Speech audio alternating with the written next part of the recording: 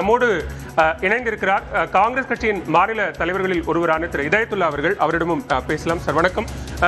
காங்கிரஸ்ல நிலவி வந்த இந்த கருத்துக்கள் தொடர்ச்சியாக பேசப்பட்டது. இந்த ஆட்சியில் பங்கு தொடர்பான விஷயங்கள் திரு ஷாம் அவர்கள் கூட சொன்னாங்க.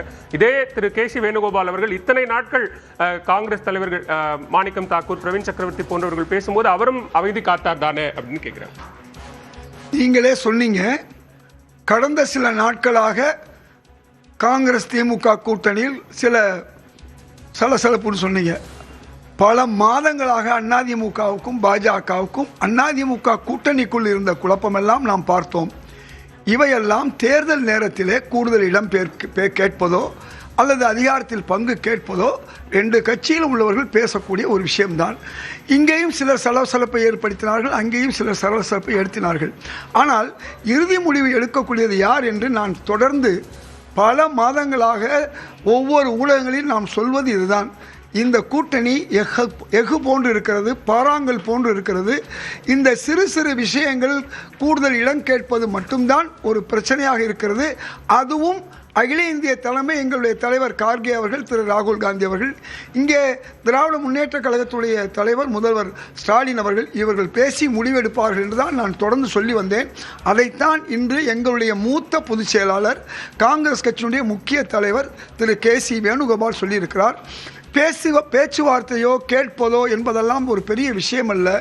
எல்லாவற்றிற்கும் ஒரு முடிவு வரும். ஆனால் எங்களுடைய கூட்டணி என்பது 20 ஆண்டுகளாக, ஏன் 21 ஆண்டுகளாக இருந்த கூட்டணி, ஒரு வருடம் மட்டும்தான் நாங்கள் கூட்டணியில் இல்லை. அதனால் ரெண்டு பேரும் மிகப்பெரிய இழப்பை சந்தித்தோம். நாங்கள் கூடாது இருந்ததனால் எங்களுடைய இடங்கள் கேடாக முடிந்தது. 2 பேரும் 0க்கு போனோம். ஆனால் இதையெல்லாம் ரெண்டு தலைமையும் தெரிந்து இருக்கும். அதனால் எங்களை பொறுத்தவரை தமிழக முதல்வர் நாங்கள் பல போராட்டங்களே பண்ணாலும் எங்களை கூப்பிட்டு பேசியிருக்காரு.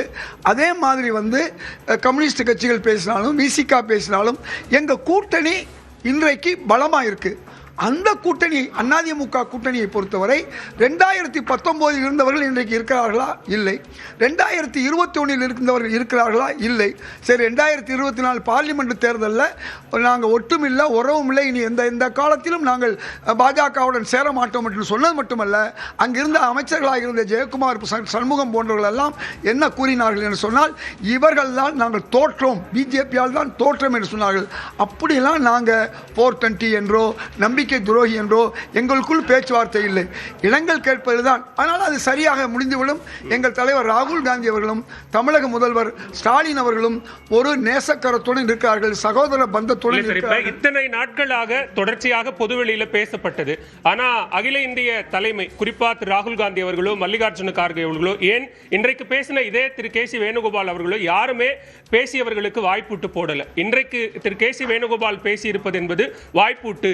இனி யாரும் அது தொடர்பாக பேச மாட்டார்கள், கூட்டணி சலசலப்பு முடிவுக்கு வந்தது அப்படின்னு பார்க்கலாமா?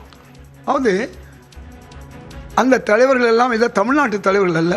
திரு கார்கே அவர்களும் திரு ராகுல் காந்தி அவர்களுக்கு இந்திய பிரச்சனை, பல்வேறு உலக பிரச்சனை, பல பிரச்சனைகள் உண்டு. பல இடங்களில் தேர்தல் நடந்து கொண்டிருக்கு. தெலுங்கானாவில் கூட நாங்கள் மிகப்பெரிய வெற்றியை பெற்றிருக்கோம்.